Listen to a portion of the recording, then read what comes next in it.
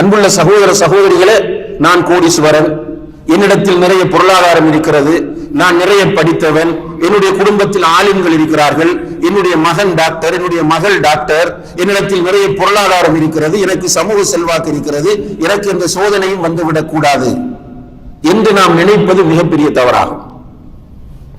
உலகம் என்றால் அது சோதனை களம்தான். அதிலும் குறிப்பாக மூமின்களுக்கு உலகம் சோதனை களம்தான். பல கோணங்களிலும் அல்லாஹ் தஆலா சோதனைகளை தந்து கொண்டே இருப்பான். இந்த நேரங்களில் நாம் நிதானமாக இருக்க வேண்டும். இந்த யதார்த்தத்தை, இந்த உண்மையை நாம் புரிந்து கொண்டால் சிக்கலே இல்லை. சோதனைகள் அல்லாஹ்வுடைய சுன்னத், அல் இப்திலாஉ சுன்னத்துல்லாஹி ஃபில் கவுன். இந்த பிரபஞ்சத்தில் அல்லாஹ்வுடைய ஒரு சுன்னா சோதனை என்பதை நாம் ஈமான் கொண்டு விட்டால், அல்லாஹ் கண்டிப்பாக ஈமான் அதிகரிக்க அதிகரிக்க என்னை சோதிப்பான் என்பதை நம்ம புரிந்து கொண்டு விட்டால், அல்ஹம்துலில்லாஹ், இந்த உலகத்தில் சோதனைகளுக்கு மத்தியில் நிம்மதியாக வாழலாம். சஹாபாக்கள் நிம்மதியாக வாழ்ந்தார்கள், சோதனைகளுக்கு மத்தியில் தான் நிம்மதியாக வாழ்ந்தார்கள். நிம்மதி என்பது சோதனை இல்லாத லைஃப் அல்ல.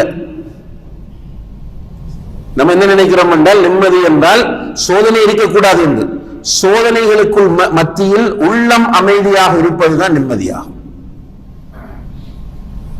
உள்ளம் எப்போது அமைதியாகும் என்றால், சோதனை என்பது அல்லாஹுடைய ஒரு சுன்னத் என்பதையும், அல்லாஹு தஆலா யார் கொள்கையில் உறுதியாக இருக்கிறார், யார் கொள்கையில் அரைகுறையாக இருக்கிறார் என்பதை அறிய விரும்புகிறான், இதற்காகத்தான் அல்லாஹ் சோதிக்கிறான் என்பதையும் புரிந்து கொண்டால், நிச்சயமாக இந்த சோதனைகளுக்கு மத்தியிலே நிம்மதியாக இருக்க முடியும். சோதனையிலிருந்து நீங்கள் விரண்டோட முடியாது. நாம் யாருமே சோதனையிலிருந்து விரண்டோட முடியாது. சோதனை அல்லாஹ் சொல்லும் போது வல நபுலு வன்னக்கும் என்று சொல்கிறான். 2வது அத்தியாயம் 155வது வசனம். நிச்சயமாக நாம் உங்களை சோதிப்போம். படைத்தவனுடைய ஒரு எச்சரிக்கை இது, அல்லது ஒரு வாக்குறுதி. சோதனைகள் வந்து கொண்டே இருக்கும், வடிவங்கள் வித்தியாசப்படும், வரக்கூடிய வழிமுறைகள் வித்தியாசப்படும், ஆனால் சோதனை இருந்து கொண்டே இருக்கும். பிள்ளைகளின் மூலம் சோதிப்பான், மனைவியை கொண்டு சோதிப்பான், எல்லாம் குர்ஆனில் அல்லாஹ் தஆலா சொல்லி காட்டுகிறான். பொருளாதாரத்தின் மூலம் சோதிப்பான், நோய்களை கொண்டு சோதிப்பான், குடும்பத்தினரை கொண்டு சோதிப்பான், தலைவர்களை கொண்டு சோதிப்பான், நண்பர்களை கொண்டு சோதிப்பான். எல்லா வழிகளிலும் சோதனை வரும். ஆனால் இந்த சோதனைகள் எல்லாமே அல்லாஹ்வுடைய சுன்னத் என்பதை அறிந்து நாம் அந்த சோதனையில் பொறுமையாக இருக்க வேண்டும். பொறுமை என்றால் என்ன? ஷிர்க்குக்கு போய்விடக்கூடாது. இன்றைக்கு நம்முடைய சமுதாயத்தில் சிலருக்கு அல்லாஹ் குழந்தையை கொடுப்பான், சிலருக்கு குழந்தையை கொடுக்க மாட்டான். குழந்தை கிடைக்காதவர்கள் அவங்களோட பிரச்சனை. அது குழந்தை கிடைக்காத அவங்களோட பிரச்சனை இல்லது. படைத்தவர் அப்படித்தான் படைத்திருக்கிறான். நம்முடைய சமுதாயம் தான் பிழையாக அணுகுகிறது. குழந்தை இல்லாதவனை விமர்சனம் செய்வதும் கேவலமாக பார்ப்பதும். உனக்கு குழந்தை கிடைத்தது என்பது உன்னுடைய திறமையா? இல்லை. அல்லாஹ் நாடியதனால் உனக்கு குழந்தை கிடைத்தது, அல்லாஹ் நாடியதனால் அவருக்கு குழந்தை கிடைக்கவில்லை. குழந்தையை பற்றி அல்லாஹ் சொல்லும் போது யஹபு லிமன் யஷாஉ இனாஸன் வ யஹபு லிமன் யஷாஉ ஸுகூர். அவன் நாடியவர்களுக்கு பெண் குழந்தைகளை அன்பளிப்பாக கொடுக்கிறான், நாடியவர்களுக்கு ஆண் குழந்தைகளை அன்பளிப்பாக கொடுக்கிறான், நாடியவர்களுக்கு ஆண் குழந்தைகளையும் பெண் குழந்தைகளையும் சேர்த்து கொடுக்கிறான். வயஜஅலு மன் யஷாஉ அகீமா. நாடியவர்களை அவன் குழந்தை இல்லாமல் ஆக்குகிறான். நீங்கள் தலைகீழாக நின்றாலும் சரி, மருத்துவம் உச்சகட்டத்திற்கு சென்றாலும் சரி, குழந்தை தரக்கூடாது என்று ரப்புல் ஆலமீன் நாடிவிட்டால் குழந்தை கிடைக்காது. இந்த நேரத்தில் தான் பொறுமை வேண்டும். பொறுமை வேண்டும் என்று சொன்னால் என்ன அர்த்தம்? வீட்டிலிருந்து அழுது கொண்டிருக்க சொல்லுகிறதா இஸ்லாம்? இல்லை. பொறுமை வேண்டும் என்றால் உன்னால் முடியுமானவரை நீ முயற்சி செய்து பார். அல்லாஹ்விடத்தில் உன்னுடைய காரியத்தை நீ ஒப்படைத்து விடு. அல்லாஹ் நாடியதுதான் நடக்கும் என்ற அந்த உறுதியோடு நீ இருந்து விடு. ஒரு பிரச்சனையும் இல்லை. இன்னும் சிலர் என்ன செய்கிறார்கள்? குழந்தை, உதாரணத்துக்காக பேசுகிறேன், குழந்தை இல்லை என்று சொன்னதும் ஒவ்வொரு கட்டமாக போய் கடைசியில டாக்டர் சொல்லக்கூடிய முறைகளில் ஒன்று, இஸ்லாத்திற்கும் அதுக்கு சம்பந்தமே கிடையாது. இஸ்லாம் அனுமதிக்காத ஒரு முறையாக இருக்கும். டெஸ்டிங் பேபியில பல முறைகள் இருக்கின்றன. அதுல ஒரே ஒரு முறை மட்டும்தான் உலமாக்கள் அனுமதிக்கிறார்கள்.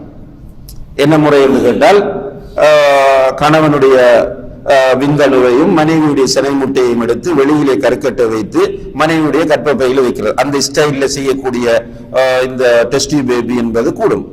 அது இல்லாமல் பல முறைகள் இருக்கிறது. கணவனுடைய விந்தணு உயிர் இல்லாமல் இருந்தால் வேறொருவருடைய விந்தணுவை எடுத்து மனைவியுடைய சினை முட்டையும் எடுத்து வெளியிலே கருக்கட்டை வைத்து மனைவியுடைய கற்பப்பையில் வைப்பது, இது ஹராம். ஆனால் எப்படியோ எனக்கு ஒரு குழந்தை வேண்டும், இந்த சமுதாயத்தில் நான் தலையிலிருந்து வாழ வேண்டும், நானும் ஒரு குழந்தை பெற்றவர் என்று காட்ட வேண்டும் என்ற அந்த நிலை என்ன செய்கிறார்கள், கடைசியில இந்த ஹராமான ரூட்டை தேர்வு செய்வதை பார்க்கிறோம். அப்ப தோல்வி. இப்படி ஒவ்வொரு பிரச்சனையாக நீங்கள் எடுக்கலாம். இதனால் இந்த சோதனைகள் அல்லாஹுடைய சுன்னத் என்பதையும் ஈமானையும் குஃப்ரையும் பிரித்தறிவதற்காக, கொள்கை உறுதியையும் கொள்கையில் உறுதி இல்லை என்பதையும் பிரித்தறிவதற்காகத்தான் அல்லாஹ் சோதனைகளை தருகிறான் என்பதை புரியாத காரணத்தினால் நிறைய பேர் மனநோயாளிகளாக மாறிவிடுகிறார்கள். புலம்புறாங்க, டிப்ரெஷன், ஸ்ட்ரெஸ். இதை வைத்து இன்னும் ஒரு கூட்டம் தொழில் செய்ய ஆரம்பித்து விட்டது, கவுன்சிலிங். இப்ப கவுன்சிலிங் என்றால் பெரிய ரேட். இப்ப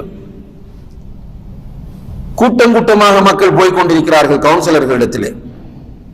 அல்லது யாரையாவது பார்த்தால் எனக்கு கவுன்சிலிங் செய்யுங்கள் என்று சொல்கிறார்கள். ஏன், எங்கே உங்களுடைய கொள்கை போய்விட்டது? மிகப்பெரிய கவுன்சிலிங் தான் நமக்கு இஸ்லாம் தந்திருக்கக்கூடிய பிரார்த்தனை. மனதில் இருக்கக்கூடியதை படைத்தவனோடு பகிர்ந்து கொள்வது. அதுவும் அந்த படைத்தவன் எப்படிப்பட்டவன்? உஜூனி அஸ்தஜிபு லக்கும், என்னிடம் கேளுங்கள், நான் உங்களுடைய பிரார்த்தனை ஏற்றுக்கொண்டு உங்களுக்கு தருவேன் என்று வாக்குறுதி தரக்கூடியவன். மல்லம் யஸ்அலில்லாஹ யக்தப் அலைஹி, என்னிடம் கேட்காதவன் மீது நான் கோபப்படுகிறேன் என்று சொன்ன படைத்தவன்.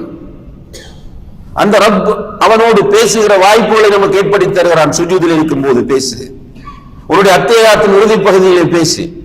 இரவிலே எல்லோரும் தூங்குகிற நேரத்தில் இரவின் 3வது பகுதியில் நான் கீழ்வானத்திற்கு வருவேன், இறங்குவேன். அந்த நேரத்தில் நீ என்னிடம் வந்து கேள், உன்னுடைய தேவைகளை எல்லாம் நிறைவேற்றுகிறேன். அந்த ரப்போடு நாம் மனம் விட்டு பேசினால், பேசும்போது எப்படி பேச வேண்டும்? இன்னல்லாஹ லா யக்பலு துஆ அன் கல்பின் காஃபிலின் லாஹின், கேலஸாக பொடுபோக்காக இருந்து கொண்டு பிரார்த்திக்கிறவனுடைய பிரார்த்தனையை அல்லாஹ் ஏற்றுக்கொள்ள மாட்டான். அப்போ மனதை ஒருநிலைப்படுத்தி நீ பிரார்த்தனை செய்.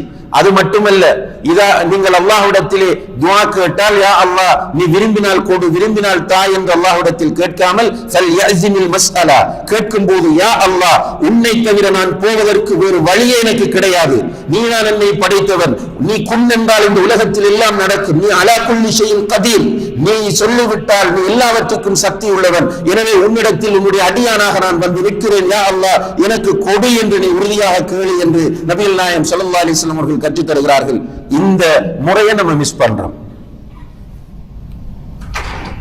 தாயத்தை அணிகிறவர்கள் நிறைய பேர் இருக்கிறாங்க. இன்னைக்கு என்னன்னு கேட்டா பிரச்சனை, நூல் கட்டுகிறார்கள், தாயத்தை அணிகிறார்கள். முஸ்லிமான இந்த முஸ்லிம் என்று சொல்லிக் கொண்டிருக்கிற வியாபாரிகளிடம், இந்த மாந்திரிகர்களிடம் போய் இந்த ஷிர்கை செய்கிறார்கள், அல்லது கோயில்களுக்கு போய் அங்கிருக்கிற பூசாரிகளிடம் போய் இந்த நூலை கட்டி கொண்டு வருகிறார்கள். யாரிடத்தில் போனாலும் மன் தஅல்லக தமீமத்தன் ஃபகத் அஷ்ரக், தாயத்தை கட்டுகிறவன் ஷிர்கை செய்து விட்டான் என்று நபிகள் நாயகம் ஸல்லல்லாஹு அலைஹி வஸல்லம் அவர்கள் சொல்கிறார்கள். ஷிர்க் தெளிவான ஷிர்க், ஈமான் போய்விடுகிறது. ஆக சோதனை இந்த உலகத்தில் இருந்து கொண்டே இருக்கும் என்பதை புரிந்து கொள்ளுங்கள். சோதனையில் பொறுமையாக இருந்தால் மறுமையில மகத்தான வெற்றி இருக்கிறது. ரசூலுல்லாஹி அலைஹி வஸல்லம் அவர்கள் சொல்லுகிறார்கள், இந்த உலகத்தில் சோதனைகள் கம்மியாக அல்லது சோதனைகள் இல்லாமல் வாழ்ந்தவர்கள் மறுமையில் சோதிக்கப்பட்டவர்களுக்கு கூலிகள் கொடுக்கப்படும் போது கை செய்யப்படுவார்களாம். திருமதியில் வரக்கூடிய ஹதீஸ். ரசூலுல்லாஹி அலைஹி வஸல்லம் அவர்கள் சொல்கிறார்கள், இந்த உலகத்தில் சோதனைகள் இல்லாமல் இருந்தவர்கள் அல்லது சோதனைகள் இருந்து பாதுகாக்கப்பட்டவர்கள் மறுமையிலே சோதனைக்குள்ளாக்கப்பட்டவர்களுக்கு அல்லாஹ் கொடுக்கிற கூலியை பார்த்து விட்டு கை செய்தப்படுவார்கள். எப்படி கை செய்தப்படுவார்கள் அதையும் சொல்றாங்க ரசூலுல்லாஹி அலைஹி வஸல்லம். இந்த உலகத்தில் இரும்பு கத்தரிக்கோல்களால் நம்முடைய உடம்பு வெட்டப்பட்டிருக்க கூடாதா? இரும்பு கத்தரிக்கோல்களால் நம்முடைய உடம்பு வெட்டப்பட்டிருக்க கூடாதா என்று அவர்கள் கை செய்தப்படுவார்கள் என்று ஸல்லல்லாஹு அலைஹி வஸல்லம் அவர்கள் சொல்கிறார்கள். ஏனென்றால் மறுமையிலே சோதனைக்குள்ளாக்கப்பட்டவர்களுக்கு அப்படி நிறைய வெகுமானம் இருக்கிறது, நிறைய கூலி இருக்கிறது. இந்த உலகத்தில் சோதனை வர வர பாவங்கள் குறைந்து கொண்டே போகும், பாவங்கள் அழிக்கப்படும். ஸல்லல்லாஹு அலைஹி வஸல்லம் அவர்கள் சொல்கிறார்கள், ஒரு முள்ளு காலில் குத்திட்டால் அதற்கே ஒரு பாவம் அளிக்கப்படுது. அப்ப பெரிய சோதனைகள் வந்தால் அதற்கேற்ப பாவங்கள் அளிக்கப்படும். சிலர் கடுமையாக சோதிக்கப்பட்டு நடந்து செல்வார்கள். ரசூலுல்லாஹி அலைஹி வஸல்லம் சொல்கிறார்கள், கடுமையான சோதனைக்கு உள்ளாக்கப்பட்டு நடந்து செல்வார்கள், அவர்களில் எந்த பாவமும் இருக்காது, எல்லா பாவமும் அழிந்துவிடும். நிறைய சோதனை வந்தால் சந்தோஷப்படும். நம்முடைய பாவங்களை அல்லாஹ் தஆலா அழிக்கிறான். அதிலும் அன்புள்ள சகோதர சகோதரிகளே, அல்லாஹ் குர்ஆனில் சொல்லிவிட்டான், லா யுகல்லிஃபுல்லாஹு நஃப்ஸன் இல்லா உஸ்அஹா. ஒரு ஆத்மாவை அதன் சக்திக்கு மீறி அல்லாஹ் கஷ்டப்படுத்த மாட்டான். சோதனையை தந்தாலும் நம்முடைய சக்திக்கு மீறி சோதனை தர மாட்டான். பொறுத்து கொள்ளக்கூடிய அளவுக்கு தான் சோதனையை தருவான். நம்மளிடம் இருக்கிற அறியாமை தான் நம்ம அதை பெருசுபடுத்துறோம், அலட்டிக் கொள்கிறோம். அல்லாஹ் தஆலா சோதனைகளை தந்து பாவங்களை அளிக்கிறான், மறுமையில் மகத்தான கூலிகளை தருகிறான். உண்மையிலேயே நம்முடைய நம்பிக்கை என்ன? இந்த உலகம் அழிந்து விடக்கூடியது, இந்த உலகம் தற்காலிகமானது, இந்த உலகத்தில் எதுவுமே நிரந்தரம் கிடையாது.